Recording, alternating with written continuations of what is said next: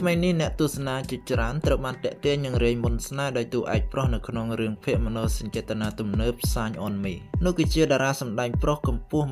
1.85 សង់វៃឡុងក្នុងវិស័យរឿងភាគចិនសម្រាប់រឿងប្រភេទស្នេហាផ្អែមល្ហែមវាពិបាកសម្រាប់អ្នកទស្សនាក្នុងការរីករាយឬភ្ជាប់ទំនាក់ទំនងជាមួយរឿងណាស់ប្រសិនបើតួឯកប្រុសមិនសង្ហាទោះយ៉ាងណាក៏ដោយសង់វៃឡុងតែងតែមានមុនស្នេហ៍ហើយលោកតែងតែស្ថិតក្នុងចំណោមតារាកំពូលសម្រាប់តារាសម្ដែងប្រុសសង្ហាបំផុតនៅក្នុងរឿងភាគចិនតារាសម្ដែងរឿងភាគចិនមួយចំនួនគឺសង្ហាខ្លាំងដែលសូម្បីតែអ្នកដែលចង់ស្អប់ពួកគេក៏ត្រូវទទួលបរាជ័យបន្ទាប់នេះដែល Chen Dali នឹងដកស្រង់តារាសម្ដែងប្រុសសង្ហាបំផុតប្រចាំឆ្នាំចំនួន10រូបនៅក្នុងរឿងភាគចិនសង់វៃឡុងមកពី Shine on Me និងហៅមីងហៅមកពី Love in the Cloud ត្រូវបានគេទទួលស្គាល់ជាសកលថាសង្ហាប៉ុន្តែតារាទី10រឹតតែមានមុនស្នេហ៍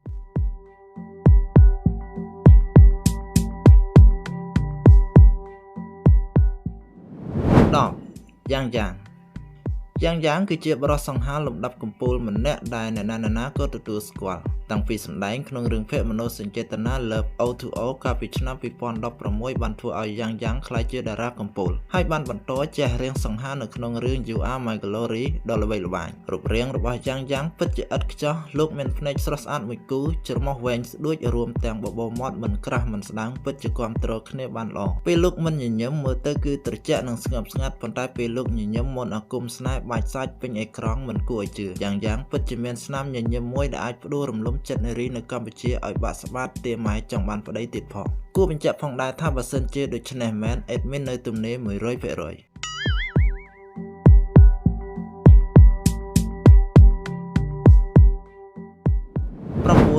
យិនអ៊ីខួន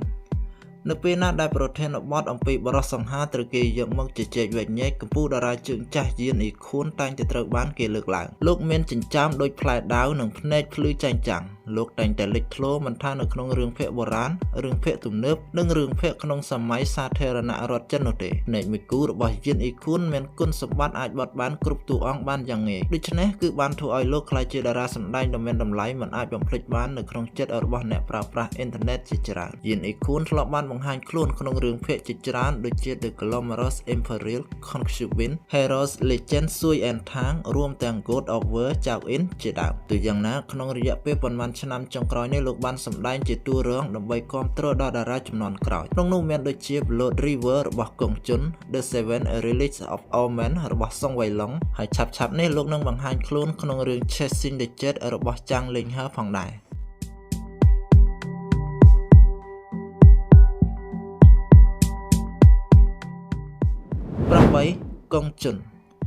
កុងជុនបរិសសង្ហាកម្ពស់ 1.86 ក៏ត្រូវបានគេទទួលស្គាល់ផងដែរជាមួយនឹងរចនាសម្ព័ន្ធឆ្អឹងដ៏ច្បាស់លាស់និងលក្ខណៈពិសេសលេចធ្លោរបស់លោកកុងជុនគឺជាបរិសសង្ហាម្នាក់ដែលតាក់ទាញភ្នែកភ្លាមដោយគ្រាន់តែមើលដំបូងសម្លៀកបំពាក់បុរាណរបស់កុងជុនក៏មានភាពតាក់ទាញខ្លាំងផងដែរការសម្ដែងរបស់លោកជា Wen Kexing ក្នុងរឿង Word of Honor គឺតាក់ទាញនិងមានឥទ្ធិពលខណៈពេលដែលតួនាទីរបស់លោកជា Sumo E ក្នុងរឿង Blood River កាន់តែសង្ហានិងមានប្រជាប្រិយកុងជុនមិនមុតស្រួចដូចវ៉ាងហទីនិងវូលៃទេភ្នែកទាំងសងរបស់លោកបានផ្ដល់ឲ្យលោកនៅរូបរាងដ៏ស្លូតត្រង់កុងជុនអាចមានឥទ្ធិពលខ្លាំងនៅពេលដែលលោកមិនញញឹមប៉ុន្តែពិភពលោកនឹងស្រស់បំព្រងដូចរដូវស្លឹកឈើជ្រុះពេលដែលលោកបើកមាត់ញញឹមបន្តិចតែប៉ុណ្ណោះ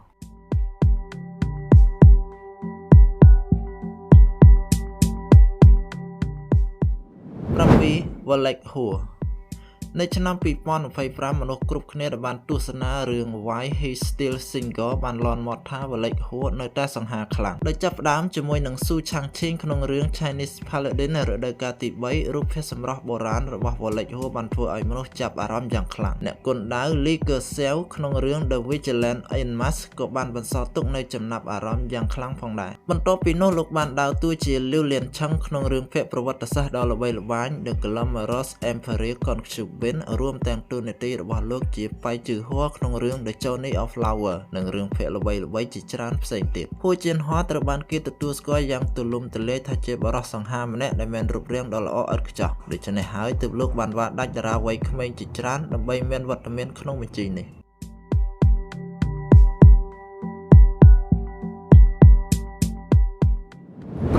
6 Wang Heti ចាប់តាំងពីមានគេឈ្មោះល្បីល្បាញជាមួយរឿង Love Between Fury and Devil ក្នុងឆ្នាំ 2022 មកវ៉ាងហាទីបានក្លាយជាតារាសម្ដែងវ័យក្មេងដ៏ពេញនិយមម្នាក់ហើយត្រូវបានគេទទួលស្គាល់យ៉ាងទូលំទូលាយថាសង្ហាវ៉ាងហាទីមានរូបរាងទាក់ទាញធម្មតាជាមួយនឹងភ្នែកធំៗច្រមុះខ្ពស់និងលក្ខណៈពិសេសមុតស្រួចទឹកមុខមានអំណាចតែរស់រាយបន្ទាប់ពីលោកទទួលបានភេទល្បីល្បាញរូបរាងរបស់លោកត្រូវបានគេពិភាក្សាជាញឹកញយមនុស្សមួយចំនួនគិតថារូបរាងរបស់វ៉ាងហាទីមិនស៊ីមេត្រីឥតខ្ចោះនោះទេហើយគេក៏មើលឃើញថាមាត់របស់លោកគឺកង់បន្តិចទោះយ៉ាងណាក៏ដោយធម្មជាតិបានបង្កើតរូបរាងដ៏ល្អឲ្យវ៉ាងហាទីរួចទៅហើយលោកជាប្រភេទបរិសុទ្ធសង្ហាដែលមិនអាចរំលងបាន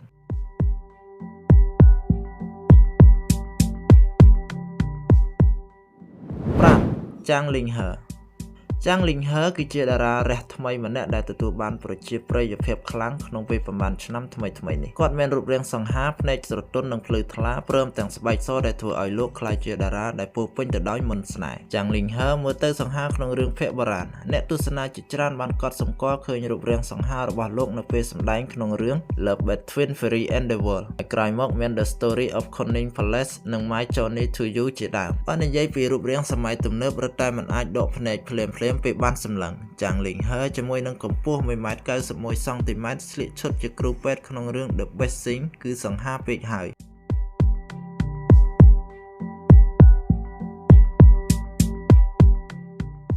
4ស៊ូខៃស៊ូខៃក៏ត្រូវបានគេទទួលស្គាល់យ៉ាងទូលំទូលាយផងដែរថាជាបរិសុទ្ធសង្ហាបំផុតចំនួនថ្មីហើយរូបរាងរបស់លោកពិតជាស្រស់ស្អាតណាស់ស៊ូខៃគឺជាឧទាហរណ៍ធម្មតានៃបរិសុទ្ធសង្ហាគួរឲ្យចាប់អារម្មណ៍ជាមួយនឹងលក្ខណៈពិសេសជ្រៅនិងច្បាស់លាស់ភ្នែកមួយគូរបស់ស៊ូខៃពិតជាពិសេសនៅពេលមើលកាមេរ៉ាហើយលោកពិតជាស័ក្តិសមឥតខ្ចោះសម្រាប់រឿងភាគបុរា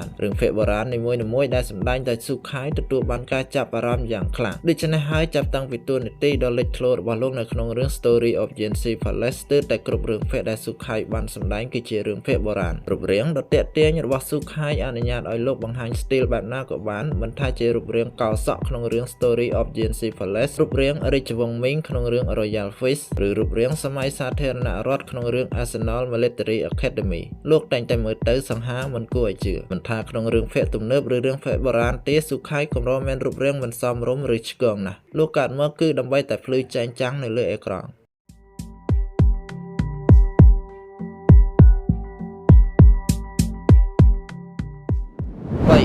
ហៅមីងហៅ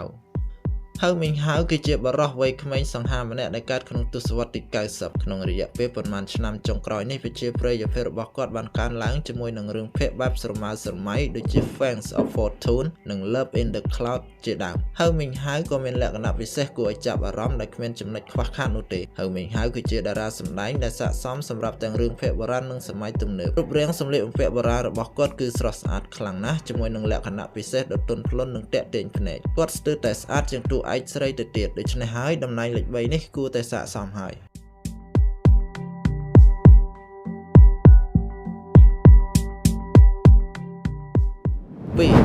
សៅច័ន្ទបានល្បីល្បាញលំដាប់កំពូលនៅឆ្នាំ2019ជាមួយនឹងរឿងភាគប្រភេទ BL The Anthem ទោះជាយ៉ាងណាមុននឹងរឿង The Anthem បានចាក់ផ្សាយសៅច័ន្ទគឺមានរូបរាងសង្ហារួចទៅហើយក្នុងការបង្ហាញខ្លួនក្នុងរឿងភាគអនឡាញ Oh My Emperor គ្រាន់តែលោកមិនសូវមានប្រជាប្រិយភាពនោះទេនៅពេលនោះស្នាមញញឹមរបស់សៅច័ន្ទគឺទន់ភ្លន់ហើយស្លូតត្រង់ភ្នែករបស់លោកបានបង្ហាញយ៉ាងច្បាស់វានឹងពិតជាអយុត្តិធម៌ប្រសិនបើនរណាម្នាក់ដែលមានរូបរាងបែបនេះមិនបានក្លាយជាមនុស្សល្បីសៅច័ន្ទជារឿយៗត្រូវបានបញ្ចូលក្នុងបញ្ជីផ្សេងដែលទាក់ទងនឹងរូបរាងលោកតែងតែត្រូវបានចុះបញ្ជីជាបរិសុទ្ធសង្ហាបំផុតទាំង100នាក់របស់ពិភពលោកនេះគឺសបញ្ជាក់ថាភាពសង្ហារបស់សៅច័ន្ទគឺខ្នាតអន្តរជាតិ1សុងវៃឡុងត្រូវបានអ្នកលេងអ៊ីនធឺណិតជាច្រើនចាត់ទុកថាជាកម្ពុជាបរិសុទ្ធសង្ហាក្នុងចំណោមតារាប្រុសដែលកើតក្នុងទសវត្សរ៍ទី90ពីព្រោះរូបរាងសង្ហារបស់លោកគឺទាក់ទាញភ្នែកពេកសុងវៃឡុងមានលក្ខណៈពិសេសគួរឲ្យចាប់អារម្មណ៍ជាមួយនឹងភ្នែកជ្រៅនិងចិញ្ចើមមុតស្រួចស្ទើរតែដូចជារូបគំនូររបស់វិចិត្រករញឹកដិមសុងវៃឡុងមានមុខតូចនិងជើងវែងហើយនៅពេលដែលគេគុណចំភាពសង្ហាបែបចាស់ទុំរបស់លោកអាចទាញយកចិត្តនារីនៅកម្ពុជាបានយ៉ាងងាយសុងវៃឡុងបានល្បីល្បាញតាំងពីក្មេងក្នុងចំណោមអ្នកដែលកើតនៅឆ្នាំ គឺមុនវ៉ាងហឺទីនិងចាំងលីងហឺទៅទៀតហើយថ្មីនេះលោកបានសម្ដែងក្នុងរឿងភាគមនោសញ្ចេតនា Sign on Me ដែលជារឿងភាគដ៏ពេញនិយមមួយប្រចាំឆ្នាំ 2025 អ្នកទស្សនាគ្រប់គ្នាបានភ្ញាក់ផ្អើលយ៉ាងខ្លាំងចំពោះភាពសង្ហារបស់សុងវៃឡុងនៅក្នុងរឿងភាគមួយនេះពិសេសគឺនៅពេលដែលលោកបង្ហាញខ្លួនជាមួយនឹងឈុតគ្រូពេទ្យរូបរាងមួយនោះពិតជាពិបាកបំភ្លេច